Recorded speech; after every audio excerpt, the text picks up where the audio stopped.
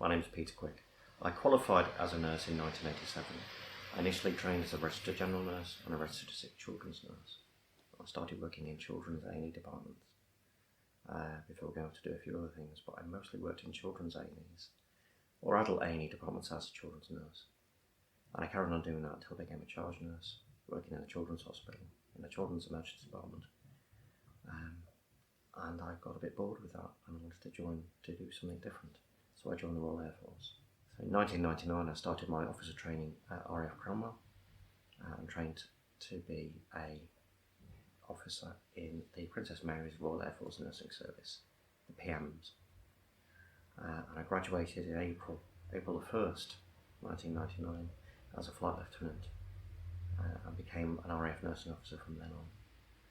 I chose the RAF partly because as a child I had an uncle who was a pilot in the RAF, and I'd visited him on holiday in Germany. I thought that the RAF was a wonderful place full of sunshine and big swimming pools. I thought it was fantastic. That was my childhood experience. No other members of my family had ever been in the military. But I considered joining the Royal Air Force when I was a student nurse, and at that stage you had to have 2 years experience to come in as an officer, and there was no other way in to join the RAF at that time for me. So once I'd got the 2 years experience, I'd gone off and done other stuff and had other jobs, and had put the desire to be in the RAF to one side. I considered all 3 services. Didn't particularly like being on board ships because of seasickness. The army I thought was probably just going to be living in tents and getting very muddy and cold, and the RAF seemed to have a bit more civilization to it. Little did I realise I'd spent a lot of my time in tents, getting cold and wet in the Royal Air Force. I'd worked for the NHS for 15 years in total before I joined the Royal Air Force. A lot of the time was in accident and emergency department, and a fair bit of time doing pre-hospital care, so working on hospital flying squads, going out to the worst possible trauma. And one of those instances was an IRA terrorist attack on mainland England, and I went out as the site medical team, part of the site medical team to that, to try and help the survivors.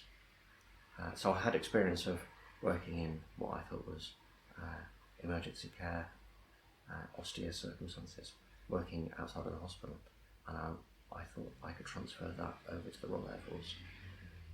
The RAF was very keen to have me as a paediatric nurse because they were short of paediatric nurses, and to have an A&E nurse with us in the same person. So,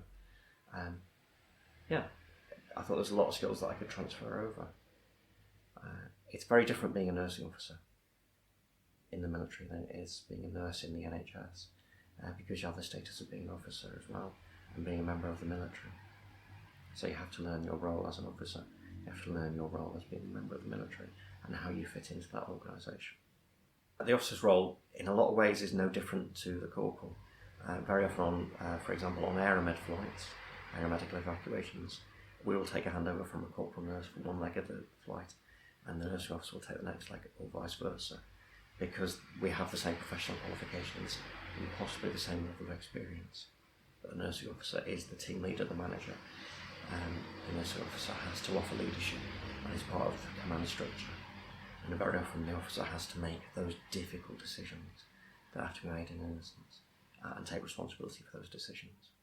My first day at RAF Cromwell training to be an officer, I was prepared for a short job shock. I watched a lot of training, I watched a lot of films, a lot of TV, and I had an idea what the military was like. I'd also spent a year as a reservist in the Royal Air Force Reserves, so I had a good idea that it was going to be a lot of hard work and very physical. Our first day on parade, we were told it was going to be a few hours worth of drill and inside for a hot chocolate, and true to their word, they took us inside for a hot chocolate, so it wasn't as difficult as I thought. It got harder. Physically, it was one of the hardest things I'd ever done. So it wasn't the first day, it was the first few weeks. Physically, it was very hard, but lack of sleep, physical work, a lot of physical exercise, and a lot of brain power as well, trying to learn leadership in the military style. But it was fantastic. I learned a lot about myself, I learned a lot about what I was capable of, and learned a lot of how to manage people in a very different way to the way I had done previously. Once I finished RAF Cromwell, I was a full-time regular RAF officer. I was a flight lieutenant, and I was posted to a Ministry of Defence hospital unit. So that was mostly RAF, but other services, but nurses technicians, doctors working in an NHS hospital, because Britain had got rid of military hospitals many years before. So I was a regular RAF officer working alongside the NHS.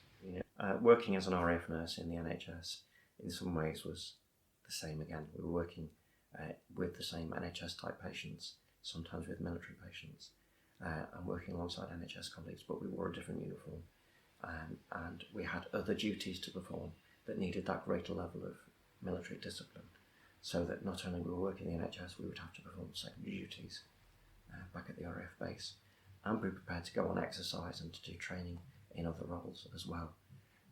And that was something that we took care to explain to our NHS colleagues about what we were doing in addition to our NHS work. I had 3 overseas tours, 3 deployments. The first one was to Bosnia, and that was in 2003. At that stage, Bosnia was a peacekeeping role, so it wasn't as busy as it had been in the initial phases of the Bosnian campaign. But the day I arrived, it was about minus 30 degrees Celsius, thick snow on the ground, and I was straight into organising aeromedical evacuations for people who'd been injured in non-combat injuries. And it had busy times, it had quiet times, but it was a nice deployment for me as my first, because it was an established op. There were some good welfare facilities there.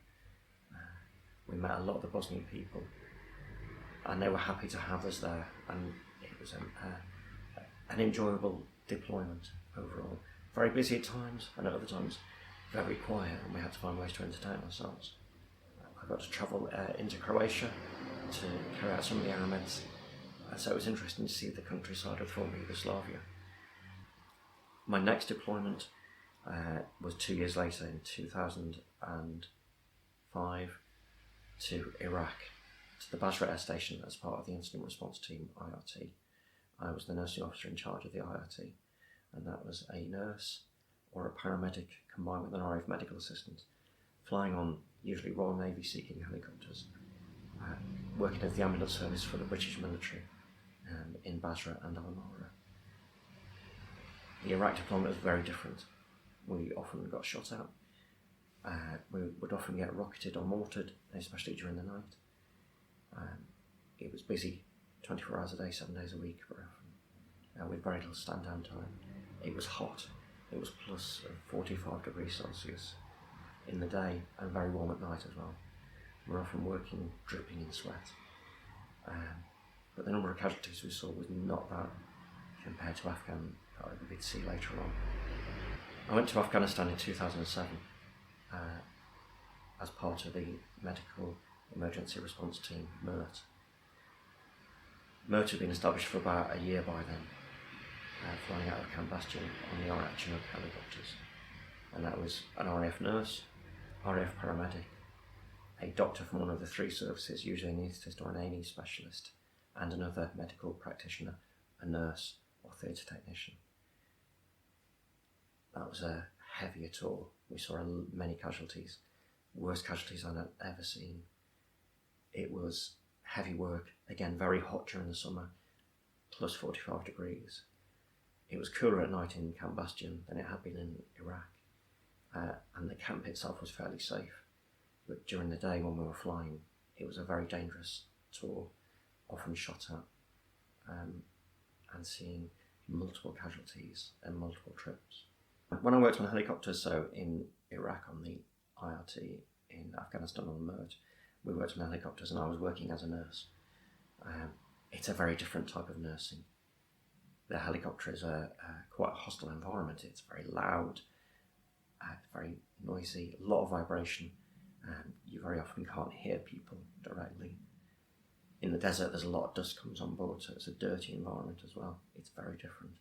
But the key part of it is not only providing the technical skills of an emergency nurse, but it's also providing those nursing skills of compassion, of treating people with care and compassion as best you can, which sometimes could mean just holding their hand while they're being transported, or letting them know that you're there trying to speak in their ear, to let them know that they have people with them that are looking after them.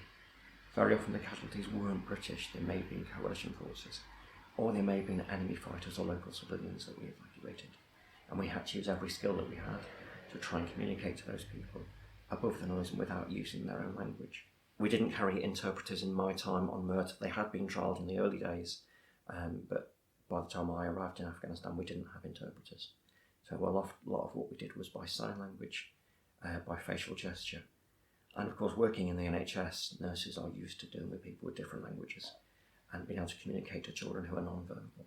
So we developed skills that we're able to use to communicate with people from other nationalities who were often just as scared as the British casualties. Aeromedical evacuation is one of the reasons that the RAF Medical Services exist. Aeromed, for short, is carried out usually by the Aeromed Squadron based in my day at RAF Line and now at RAF Horizon Norton. And we would fly to all sorts of destinations on military aircraft or civilian aircraft. And we could hop onto anything. We could roll an aircraft ourselves, so the C-130 Hercules or the C-17. We would re-roll it to fit stretchers on for ourselves and for the CCAS team, the intensive care team. And we could carry multiple casualties in those aircraft. We would use any of the RAF aircraft that we could get, but very often we would do aeromedical evacuations for single casualties, using civilian aircraft on civilian routes, and we would fly in civilian clothing to go and get casualties from far-flung destinations and bring them back. I spent 3 years on the Aeromed Squadron. It was tiring, but it was really enjoyable. It was great to be able to go out to places and bring people back to the UK. Very often we were bringing people back from very established, very good medical facilities. So in North America, in Europe, a lot of the casualties were in very good medical centres, getting top-notch treatment. But what they were missing was being back in the UK, being back near their families. So we would keep them stable, hopefully keep them the same or improve their condition when we flew them back and bring them back to the UK so they could be near their families. For some casualties they had simple injuries or simple illnesses. For others they were seriously unwell, often needing the CCAS team, the intensive care team. And occasionally we would bring casualties back who would die in the UK, but at least we knew we were getting them back to be with their families. And for us, as being a nurse, that's part of being nursing. It's the compassion of bringing someone back to be with their family, to be near their next of kin. The challenges of working in the Royal Air Force or in the military generally are that very often you're away from the equipment, the facilities that you would normally enjoy. It's very different working in a tented hospital. It's very different working on a helicopter or on a plane, where you have to take the equipment with you and plan for what equipment you'll need. It's very different working in a hostile environment where people may be trying to shoot at you or trying to fire rockets at you, or are firing rockets at you while you're picking up casualties. It's very different working in an environment where you have to wear body armour and carry weapons. In Iraq and Afghanistan we all carried pistols and carried rifles for our own protection and the protection of our patients. And wearing body armour, wearing helmets adds to the heat, stress on the body, the weight that you're carrying, but it also makes you potentially look like a threatening person. For civilian casualties, and for those who don't know who you are, you have to try and use your body language, use your skills to try and emphasise that you're not a threat to those people, that you are going to look after them. It's very different to the NHS environment in that very often if you're working in a dirty, dark environment at night, we couldn't use white lights because it would show our position to the enemy. So we had to adapt to those environments and do our very best for the patients that we had. But at the end of the day, we worked as a team. So it made life so much easier when you're working as a team, all with the same goal, is to get the casualties back. You've asked what my favourite moments were in the RAF. It's very difficult to point out. A lot of the jobs I did, I thought this is the best job ever. Working on Aeromed, flying around the world was great. I got to see countries that I'd never seen before. And some countries that I've gone back to on holiday, I've actually paid to go back because I saw those countries when I worked on Aeromed. And other countries I thought I would never go back to. Thank you for paying me to go there. Later in my career in the Royal Air Force, while I was working at Birmingham at the Royal Centre of Defence Medicine, I met what I now know to be my future wife, Dawn was a corporal nurse in the Royal Air Force. We met and we clicked. And I have to say that's one of my better moments of being in the Royal Air Force, was meeting my future wife. One of the photos I sent you was me and my wife both in our number 1 uniform with our medals on, and that was a day at Burley House in Lincolnshire, and she'd been invited to ask me along as a guest, and we were going to visit, we were going to see the Queen, who was arriving at Burley House that day. So it was a nice opportunity to go and see the monarch in uniform and both be together. I think across the military, what people miss about the military when they leave, and it's certainly true of me, is the sense of humour. It's very difficult to reintegrate back into civilian life, to go back to work in another job without tempering your sense of humour. A lot of the jokes just wouldn't transfer to civilian life. Very often I remember being in the worst circumstances, being under mortar attack in Iraq and Afghanistan, having been shot at on the aircraft, or just being very tired. And the thing that kept us going was people laughing and joking, often about the most silly things. And very often I can't remember what we were laughing and joking about, but it was the humour that kept people going. And it was a thing that would carry on between all 3 services. And very often it was the rivalry that would keep people going as well.